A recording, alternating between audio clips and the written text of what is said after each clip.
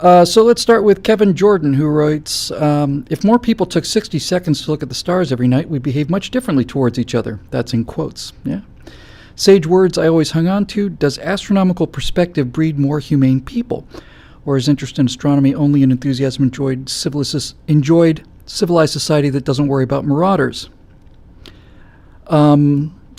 Similar question comes from Rich Simmons, who asks, hey, about time, Bill. I hope you talk to the sheer magnitude and scale of the universe. Most folks simply don't get it. Best, Rich Simons, owner of Deep Sky Instruments. So I would Google Deep Sky Instruments and look up Deep Sky Instruments and buy some Deep Sky Instruments from Rich Simons, who's a fellow Stratosphere Strata lounger, just like the rest of you. And also in this opening question is a question from Adam Kondrayak. I want to guess. Sorry. Nope, sorry. His question is separate. I couldn't get a page break in there. This bloody Microsoft Word is just junk. It just would not unformat itself. We'll come back to that. So, two questions about the scale of the universe, basically, and the wonder of it all, the wonder of the universe, and it's so easy to make fun of it. But I'm so glad that we started with those because, frankly, that's really it, right? I mean, of all the things in astronomy that are fascinating, and I've seen most of it, this perspective is the thing. It's the perspective. It's not just the magnitude, although it's that. I mean, if you spend enough time in astronomy, you will discover two things. You will be forced to come to grips with eternity, and you'll be forced to come to grips with infinity. Both of those things are concepts that we can't ever grasp, no matter how much. I don't care if you're Stephen Hawking. I don't care if you're Albert Einstein. Albert Einstein and Hawking, no question, being far smarter than the rest of us, have a better understanding of infinity and eternity, but they don't have the brain power. I'm convinced of this. They don't. No one does. No human does. They just don't have the synapses. We're probably orders of magnitude too small in terms of numbers of synapses to really understand what infinity and eternity really mean. We have a map, like we have a map of Texas, but map of Texas isn't Texas, doesn't count every single pebble and every single ant and every single atom in Texas. Is just a orders of magnitude less sophisticated representation of the general outlines of what we call Texas, but map of Texas is no more like Texas than anything else. So the scale of things is really the most amazing thing you get out of astronomy. It's not just the pretty pictures. It's how big they are and how far away they are, and how long it's been taking for them to come to us. Walter Almeida says it's deepskyinstruments.com. Go there and buy something. So I guess I want to start by saying this. One of the great injustices, I understand why. So sorry about this cough. I understand why. I do. Because it's not possible to visually represent. But every time that you've ever seen a picture of the solar system, a graphic of the solar system, you're being told an incredible lie. Because if you see a graphic of the solar system, you'll see the sun, big, and then small Earth, and small Mercury, and larger Venus, Earth about the same size, smaller Mars, then big Jupiter, Saturn, Uranus, Neptune. And you think, okay, and you can see them all in one box. That's why it's a picture of the solar system. You not only do not get the scale of how large the orbits are, you don't get the slightest indication of how small the planets are compared to the sun, how infinitely small and especially far away they are. You just don't get it. Anything where you could see the sun means the planets are, see the disk of the sun, the planets are pretty much out of the picture. And anything where you're far enough back away to see all of the orbits all the way out to Neptune, the individual planets are far, far, far smaller than individual pixels. So there's really no way to do it without cheating, but the cheating gives you the false impression. It's like the Greenland effect. If you look at a Mercator projection of a map, Greenland looks gigantic and Africa looks relatively small. But if you get to a globe and you see them in their actual relationship, you realize Greenland's not that big and Africa is astonishingly huge.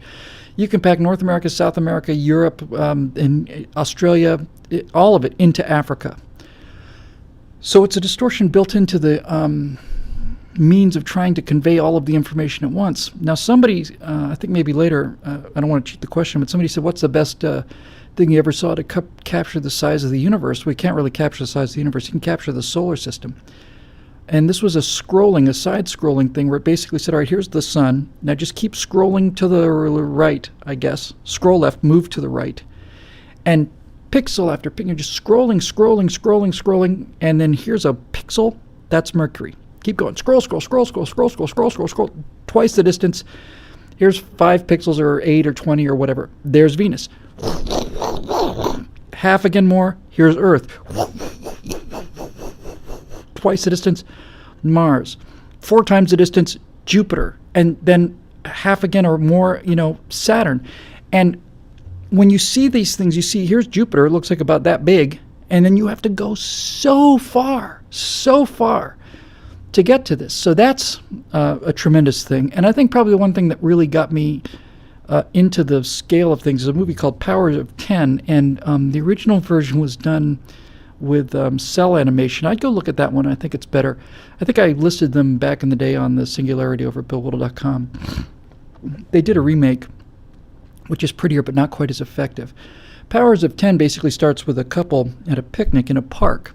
And it draws a little rectangle about them, and I guess it was 10 feet or 10 yards. I want to say it was 10 feet. And you draw a little 10-foot frame around these couples sitting on a blanket in a park. And you start going up, directly up from them, and you see the 10-foot bracket. And then as you go higher, it's 100 feet. That's 1 power of 10. So a new frame comes in which is 1/10 the size as the frame of the original frame, and the people on the blanket are still visible. You get higher and higher. And then there's another frame for 1,000 feet, and I think it's Chicago. I don't remember. And then you can start to see the outline of Chicago, and every time you pull back another frame, they're pulling back at a constant rate, and so everything's shrinking. And as you continue to pull out, another frame pulls up, and each one of these frames is 10 times bigger than the previous one. And you just keep going, whoom, whoom, whoom, 10 times 10 times 10 times 10. You get off of the Earth. Earth disappears. Then there's a long period where there's one more frame or two where you see the moon go by. And then you sit there forever. And then here's the planets. And then there's all the planets. And then you start getting into interstellar space. And it's just like you just sitting there watching these frames. It's bigger, bigger, bigger, bigger, bigger, bigger, bigger, bigger, bigger. Here comes the interstellar community, bigger, bigger, bigger. Every time 10 times greater. Now you start to get the structure of the galaxy, our galaxy. Oh, that's interesting for a frame or two. Now the Milky Way is just a dot. And then you get to further out. There's the Milky Way all by itself. Then suddenly you start to get Andromeda, Magellanic Clouds come in. And then there's another kind of a subgroup of the structure of the galactic clusters, and further out. Now, since that movie was made, we've gotten a little more structure into the big universe, clusters of superclusters and so on into the absolute top structure, and I'll bet that's in the remake. So the remake, I'm sure, has its own, maybe better. I don't really remember it being better. I just don't know if I like the narration or whatever as much. But in any event, watching that, you could get a sense, in the kind of that ape brains, it's like Moonwatcher touching the monolith kind of thing. It's like, it's like a dog watching TV. It's kind of like, that might be some kind of a shadow on the wall, kind of a sense of how big things are. There is a tremendous piece of software. I cannot recommend this highly enough. It's absolutely free. Seriously, folks, if you have any interest in astronomy, or if you'd like to develop an interest in astronomy, you need to download free software called Celestia. Celestia is a PC and Mac-based planetarium, and Celestia allows you to travel to the planets in the solar system.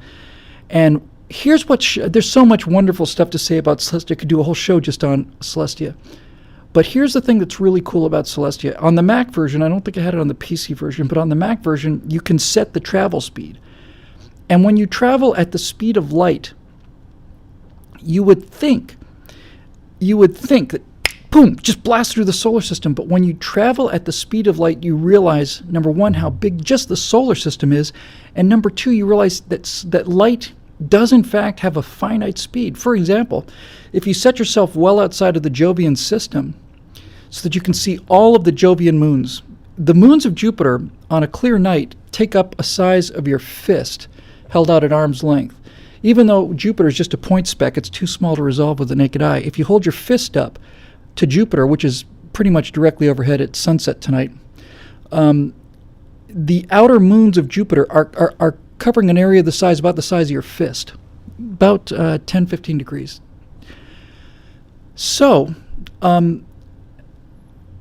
the Jupiter system is in fact a mini solar system embedded in our solar system, and there's 60 moons or something, and Celestia's got all of them, all of the orbits. Looks like a giant ball of twine.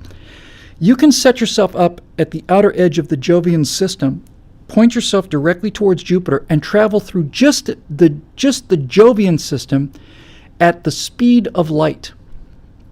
And at the speed of light, you'll start to see these orbits just moving. Well, I'll do it for you. They just kind of slowly kind of go by like this, and orbits and the inner orbits. Then you start to get to the things, and then you get closer. You can see the Jovian moons, the 4 Io, Europa, Ganymede, Callisto orbits, and it takes you, 6 minutes at the speed of light to get through this. And finally, if you're aiming right at Jupiter, and you'll see the 1, 2, 3, 4 Jovian moons, and then Jupiter will go past the camera like that.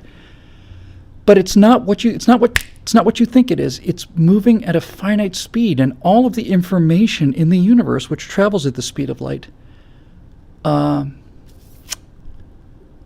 goes at that speed, and it's a finite speed. It's not instantaneous. We only think it's instantaneous because we move in such small scales here on Earth. And that alone, realizing how slow the speed of light is, because you want to go out, you think, oh man, the speed of light, I'll start to see the stars, I'll be able to travel through the galaxy. Well, for those of us who have done a little astronomy, you realize if you move at the speed of light, 8 minutes to get from the sun to the Earth, and then you sit there waiting to get to Alpha Centauri, and you'll sit at your computer for 4.3 years. 8 minutes, your first 8 minutes to go from the sun to Alpha Centauri. In the first 8 minutes, you'll pass the Earth, and then you'll arrive at Alpha Centauri at your desktop 4.5 years later. Just sit there for 4.5 years, and you will get to the nearest star. That's phenomenal.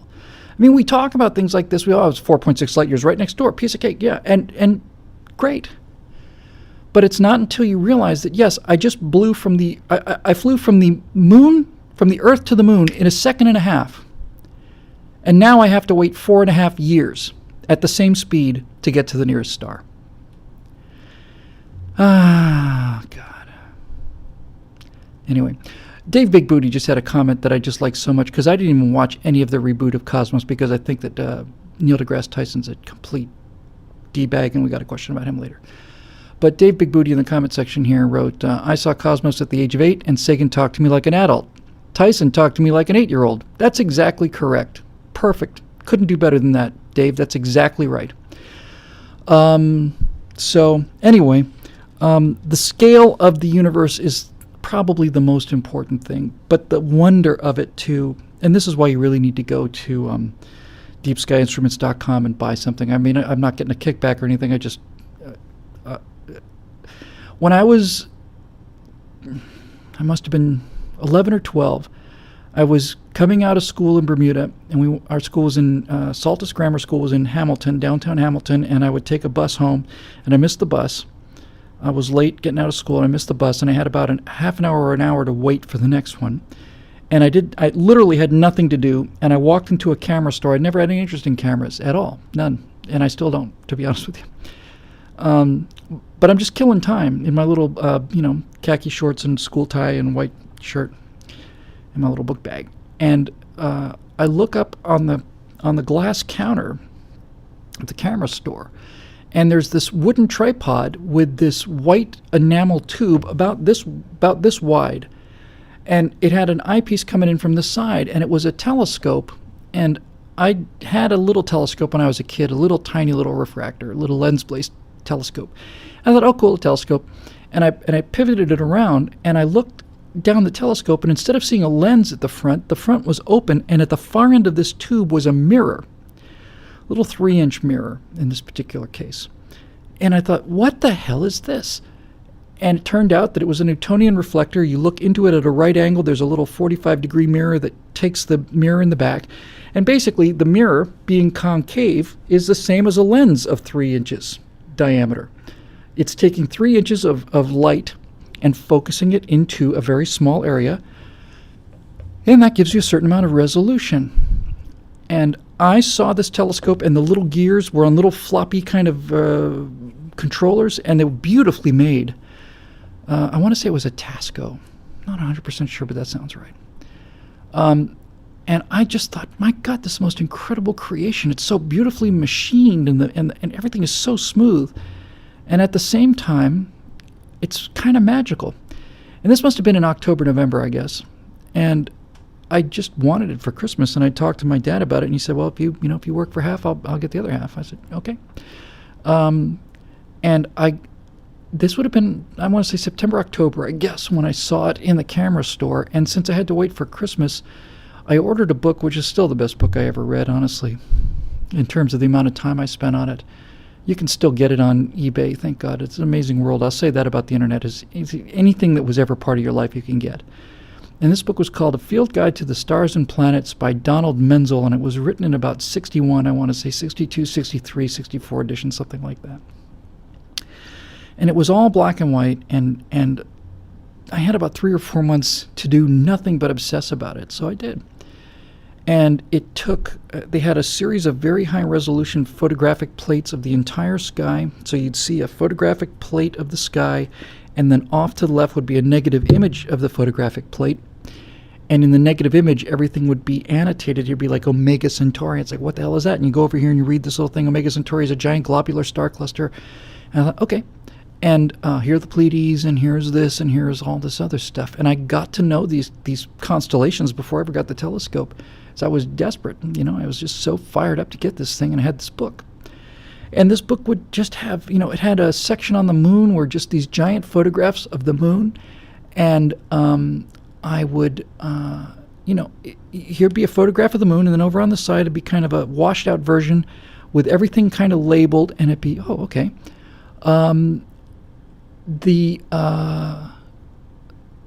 Somebody just asked me, by the way, I have to answer this, why does this ad on the channel, a progressive ad? I don't get any ad revenues for this channel.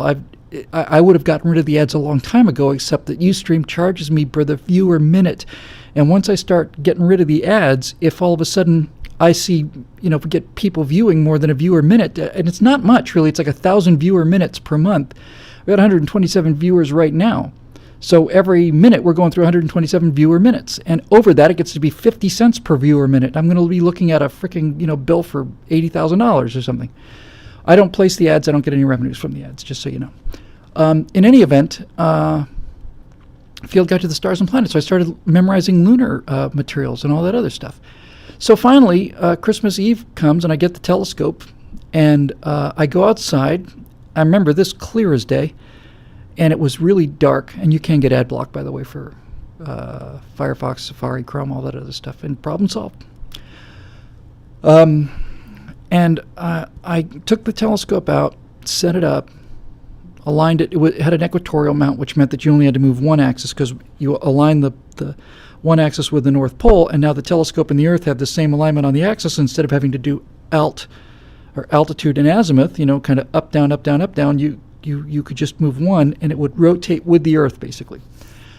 And I looked at the first thing I saw, which was a star. I was pretty sure it was Arcturus. And the second thing I looked at, I said, I'm pretty sure that's Saturn. You have to figure out, folks, that they had a chart that looked like a horoscope thing. And it said, here's the position of the planets in 1959. And you had to calculate with a pencil where each one of these things will have rotated from 1969 or 59, whenever they plotted it. I think I had the book in 71, 72, so I had to figure out where Saturn would be on the ecliptic. You have to know what the ecliptic is. It's the path of the planets across the sky. It's really it's a projection of the plane of the solar system. And I thought, I'm going to guess that's Saturn there. And I went and turned the telescope on it. And I have to tell you, folks, this is why I'm not. Again, I'm not getting any financial compensation for this. I'm getting emotional compensation for it. Go to Deep Sky Instruments or go someplace, but that'd be as good a place as any, since they're strato loungers. And get a little telescope, because I really mean this. The second most astonishing moment of my life, following when I first saw the Thunderbirds when I was 5, the second most breathtaking, astonishing, amazing moment in my life was when I turned that little telescope on Saturn, on my first night of having it, and I looked in that eyepiece, and it was about, I'm going to put it against the orange so I can see, it looked like in the eyepiece it was about that big. But you could just barely make out a disc, a sphere. You could tell it was a sphere, and the rings. And then I put a bigger eyepiece in there, and I got a better look at it. But that first look at Saturn through a telescope knocked the wind out of me in a way that still does, 42, 43 years later. It's one of the greatest moments I ever had.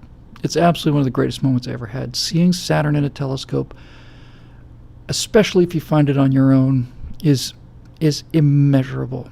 It's immeasurable. Jupiter the same way. Mars, not quite what I was hoping for. Jupiter was pretty impressive. You could see the Galilean moons, and you could see a bit of the bands of the cloud structure. The moon is amazing in a telescope. You have to actually, this particular telescope I had a moon filter, which was kind of like a sun filter. It was like welder's glass, except considerably less thick. Obviously, it's kind of a green filter that you put in there to dim the moon down because the moon was so bright to look at. It's a function of small telescopes and beginning astronomers that you spend a lot of time on the moon when you get started because it's the only thing that really holds up. It's so big relative to the rest of the sky that even a small telescope will get you all kinds of adventures on the moon. Even the planets, with the exception of Saturn, which is offset by their rings, are disappointing to some degree over time in a small telescope.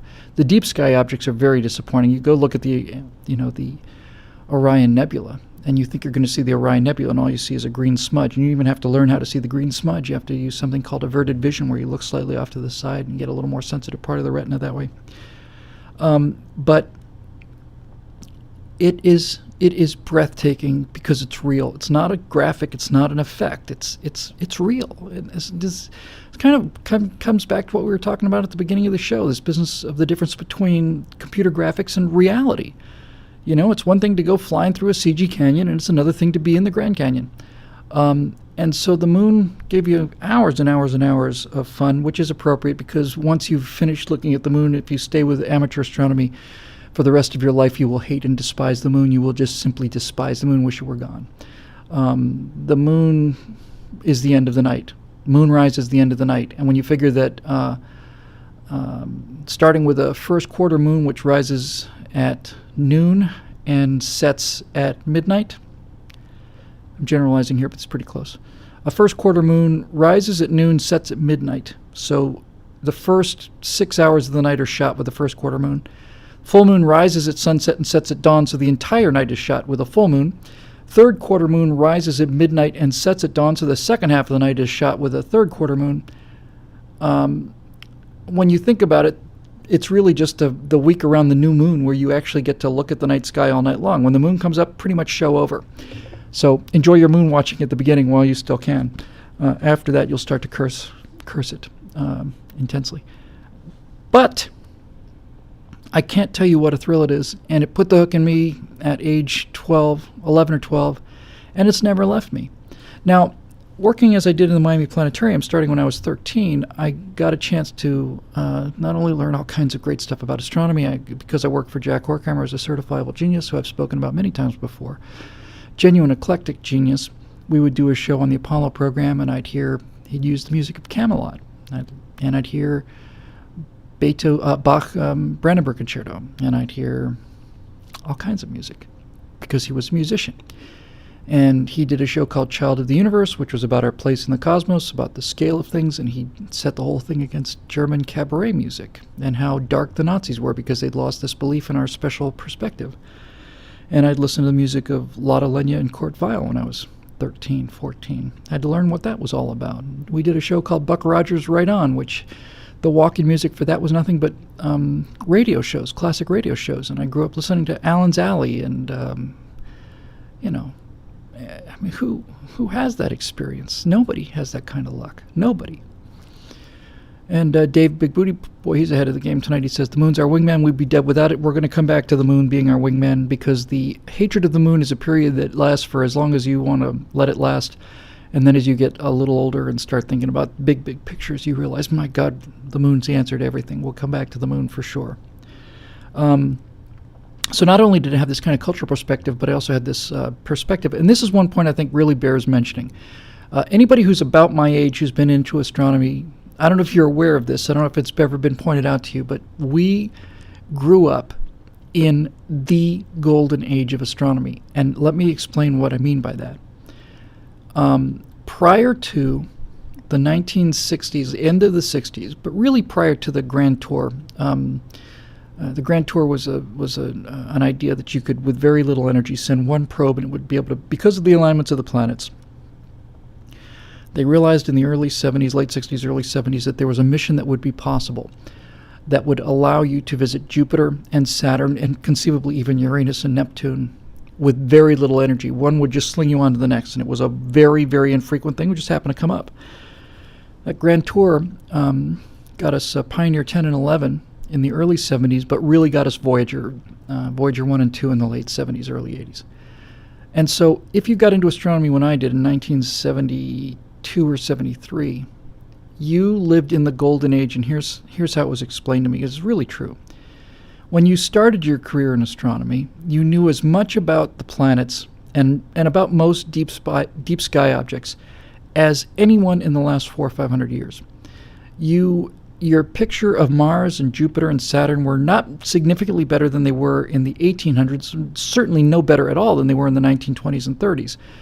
You were limited by the size of the Palomar Observatory, which I've actually flown past and seen many times, but I knew it was a legendary sort of a thing. As a matter of fact, a great deal of the discoveries are made at Mount Wilson Observatory, which sits above Pasadena. I fly past that all the time. Every single jet that lands in Los Angeles flies right past Mount Wilson Observatory, which really got us a lot of the picture of the universe. And so if you got started in the 1970s and you were doing a planetarium show where you had to show the best picture of Jupiter, the best picture of Mars, the best picture of Saturn, you would have the best telescopic ground-based picture available, and that was the best that there was, and that was no different really than what had been around for at least 100 years, and really not significantly better than what had been around for 200 or 300 years. So you had a picture of the Andromeda Galaxy that basically was shot in 1959 and 1973, and that was it. You had all of these images, kind of the Lost in Space images provided by, what was the observatory? Yerkes, I guess. It was Yerkes Observatory in Chicago with the giant refractor, the biggest lens telescope in the world. And that was it. That's what you had. And you had a picture of Jupiter that was a photographic picture of Jupiter. Anyway, if you started in the early 70s, as I did, suddenly along comes Pioneer in 1974, and now you have a picture of Jupiter taken from Jupiter, and you start to see detail in the cloud decks that never was there before. And then you have the Pioneer, the Voyager mission to Jupiter, and then Saturn, and then Uranus, and then Neptune, and everything that you'd wanted to know for years, decades, you suddenly got to see. And you got to see the first mission, Mariner 9 mission to, I think it was Mariner 9, first got the good looks of Phobos and Deimos in orbit around Mars. They were little specks, but you start to see, my God, looks like a potato. That's the first real asteroid view is Phobos. And Carl Sagan apparently said, hey, might as well look at these moons since there's a dust storm on Mars. And, you know, it was revealed to you, and then along comes the Hubble Space Telescope, and oh my God, all the deep sky objects that had been taken, pictures of Andromeda and Orion and all this other stuff, had been taken in the 60s and 50s and 20s. All of a sudden, you got to see things that never, ever had been seen before, and they were things that you'd been passionate about and wanted to know. We're about to get the final experience like that. Well, I don't want to say the final, but one of the last experiences like that is coming up. 2015's kind of been an interesting year.